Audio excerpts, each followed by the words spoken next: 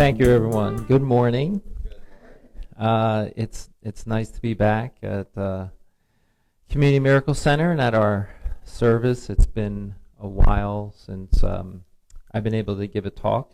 It's a softball season for some of us here, and softball season our games take place on Sundays. So as much as I want to be here more, it is a little bit of a challenge. But today I'm able to be here, so that's great. The title of my talk is very apropos for me, because it is, if I can go over it, says, having trouble getting the miracle, try clearing the channel. I guess what I was thinking about as talking about when I was going to do this talk is, that before I thought about doing this, I realized that there was several different ways to look at the word channel. I think the first way to look at it refers to something that we've benefited. The Course in Miracles is the result of channeling. It's the conscious channeling of Helen Schuckman, who heard a voice identified as Jesus, and that resulted in the Course in Miracles and all the associated pamphlets that go with that.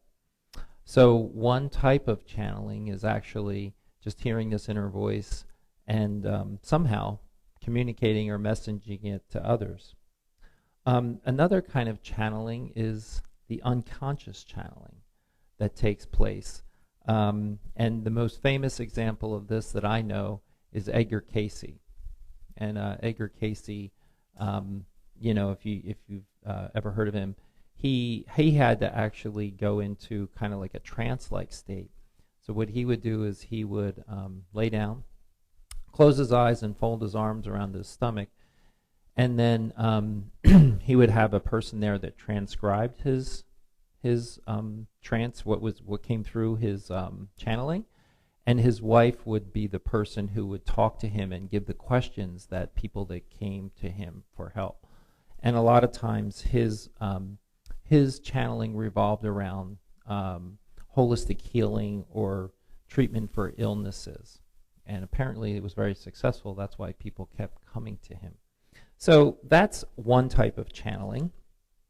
And I was just realizing also, as I was doing this talk, preparing for this talk, that we do have many people today who identify themselves as channelers, that they say, different beings are channeling through them. I know there's a person even that is a Course in Miracles teacher who says that she channels or identifies her channeling as Jesus. But there's, all kinds of channelers for various angel spirits, I guess, and saints, and I guess other spiritual entities. And what that made me realize is that, I think I have to honestly say, first of all, that I'm very skeptical of people that are publicly channelers, although I do find sometimes the content interesting. And I think that's because I'm a student of Course in Miracles, and I find that such a profound kind of spiritual discipline. So I do take it with a grain of salt. But, I just want to acknowledge that it's out there, and for some people, it provides them support. I think the bigger truth of it is that we're all channelers. And even if we don't have a famous book based on our channeling, or a YouTube channel, or some other kind of function, that we, I think, are mostly trying to channel, what is our, what's our function in our lives? Like, what are we supposed to do next? What are we supposed to work on? What are we supposed to do for the day? Some people, Reverend Tony has the challenge of doing conferences and keeping the CMC going, and the rest of us have our own function based on whatever healing challenges that we may have. The Course in Miracles says this: what God does know is that his communication channels are not open to him, so he cannot impart his joy and know that his children are wholly joyous. So he thought, my children sleep and must, excuse me, and must be awakened. So, this was, part of the course that's referring to our separation, and kind of just referring to the fact that, God realized that something blocked our channel. So hence my talk today. I have to kind of humbly say that my channel, I think, even though I'm a teacher of A Course in Miracles and minister, that I think I spend more time in my ego than I do in miracles. And that's just kind of my experience, so I have to be honest about that. And and that's what I really wanted to talk about today, is just like, the different obstacles that we have in our minds, and how is it that we access these miracles. And I'm aware of certain things, in my life. I read in a course article, a course teacher one time said that we're all addicted to our egos, our ego thinking. We're all addicted to our egos. And I happen to be a person who I'm an addict. I'm not addicted to like drugs and alcohol, but I do have other substances that I struggle with, and other behaviors that I struggle with. And like in the Course in Miracles, it talks about prayer is the medium of miracles. Prayer is the medium of miracles. That's one of the miracle principles that it refers to. And I've found in my life is that sometimes prayer is not enough for me. And so what I've come to realize as a Course in Miracles student, and sometimes aspiring teacher, is that I need other means to access the miracle, and so, I think that, one of my, like I'm attracted to the Course in Miracles because I really like spiritual theology. I really like spiritual theology, and and I can, I feel like I can talk a lot about the metaphysics of A Course in Miracles, and I have a particular point of view on that. But at the same time, I have not been dramatically spiritually transformed by the Course in Miracles, and so I need other methods to clear my channel. I was reading this morning. About the founding of the 12-step program. And one of the things they said in the story was that there was this alcoholic, I don't remember the guy's name, but he went to Carl Jung, who was you guys might remember, he's one of the giants of spiritual psychology who came up with the collective unconscious. And this guy went to him and tried all these changes, and Carl Jung basically said to the guy, look, the only thing I know that can help you, they tried all these treatments, all these, I guess psychological approaches. And he says, the only hope I have for you is that in life, some people have had spiritual transformation, like they've had this spiritual transformation. And so this gentleman heard that, and out of desperation went to, there was a group called the Oxford Group then, and it was kind of this precursor to AA, but one of the things they worked on is working with alcoholics, and he managed to have this, a spiritual transformation, and eventually went in and became an early member, or founding member of the 12-step program. And as I was reading this article, and it's kind of relating to my talk today, I realized that it's kind of a challenge for me, in that I have sought for most of my life, my adult life, kind of this spiritual transformation. And it doesn't feel like it's happened, you know? And it feels like you make progress, but I just don't have that psychic shift that I read about in some people. You know, I read about it in spiritual people. I read about it in the big book of Alcoholics Anonymous and other 12-step fellowships. I read that these people have these spiritual, transformations, and it doesn't happen. And so one of the things I say to myself is like, well, why? Why hasn't that happened for me? I feel like, I feel like sometimes I feel like I've been abandoned. Like why, if I'm someone who has tried a lot of different ways to access my spirituality, to heal my wounds, why can't I achieve this change? And it's just a question, I don't have an answer for it. It's just a question that I continue to have. And, but I guess what I realize is that I do have little miracles. You know what I'm saying?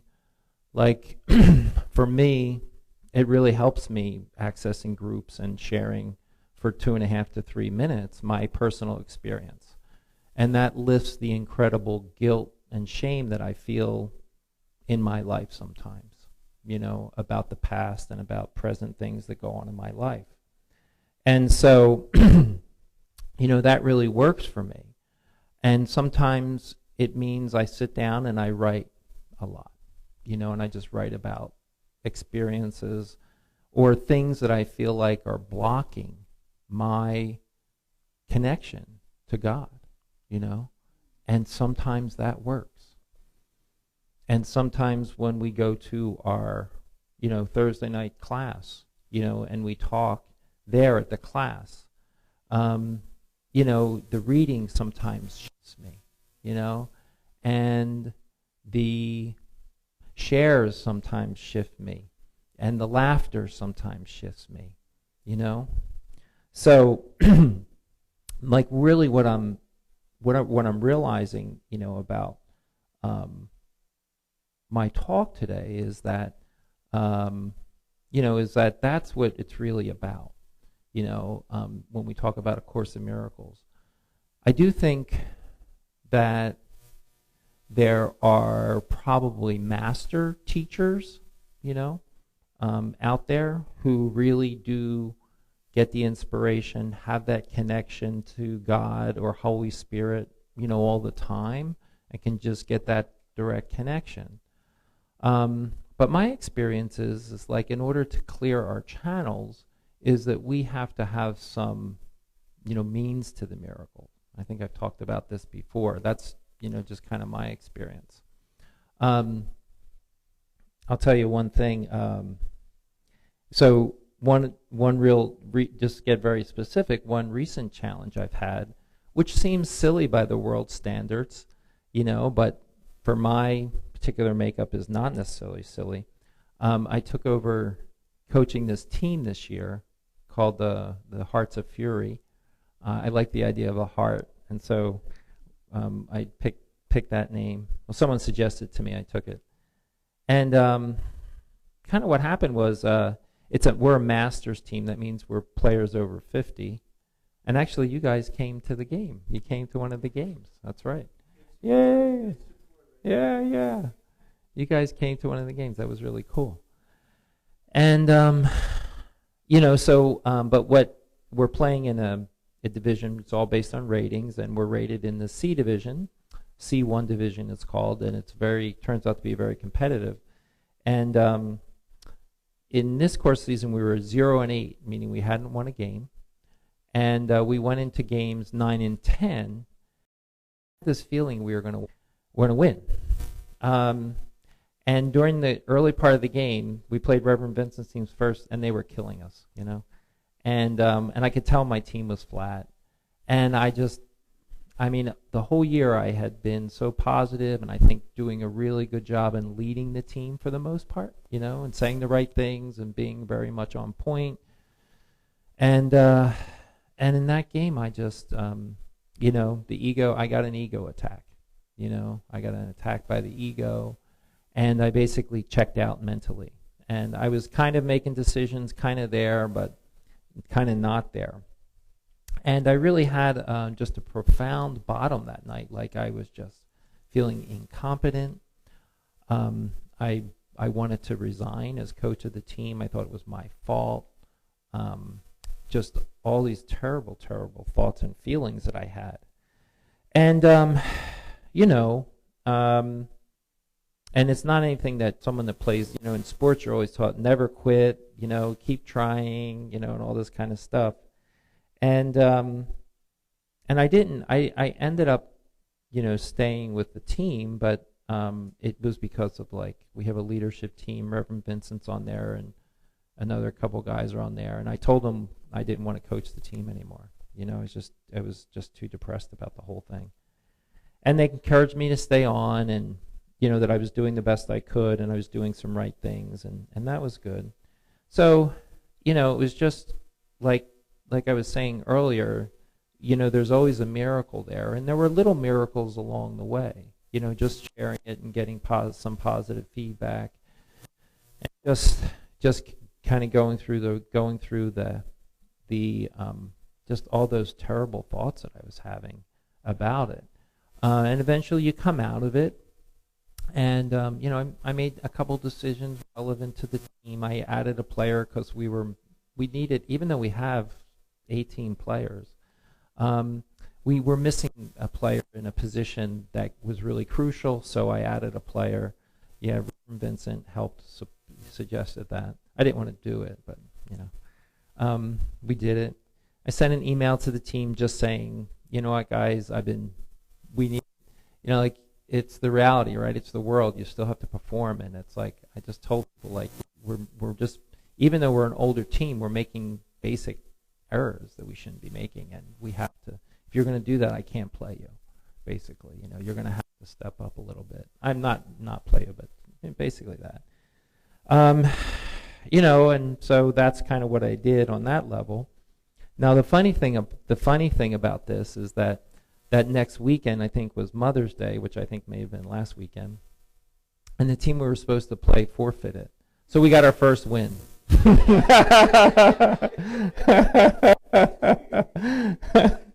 So there you go, right? You make the shift and a miracle happens. Yeah, so I don't know. So, that's kind of one experience. And, honestly, I want to judge myself. I'm like, Peter, it's only softball. But for me, in my frame of reference, my life experience was that, sports was the only thing that I was ever good at growing up, And so, that's how I got to college on a football scholarship. And so it's been very critical for my life. So when I don't do well in athletics, or my team I'm responsible for doesn't doing well, I take it very personally. Now, you and I all sitting here know that's silly, intellectually speaking, right? But that's the content of my life, right? That's the course material that I have, that I have to deal with. And I know from studying the Course in Miracles that I have to undo this, right? I have to let go of this conditioning, let go of this judgment. And unfortunately, part of that sometimes means that I think Holy Spirit gets your attention by the ego becoming so miserable. You're like, okay, I'm looking at this wrongly here, aren't I? If I'm so miserable because we're doing something that's supposed to be fun, then there is things for me to learn about that. So my question really that I leave everybody with is what is it that you do to access the miracle when prayer may not work for you? And that's my talk for today.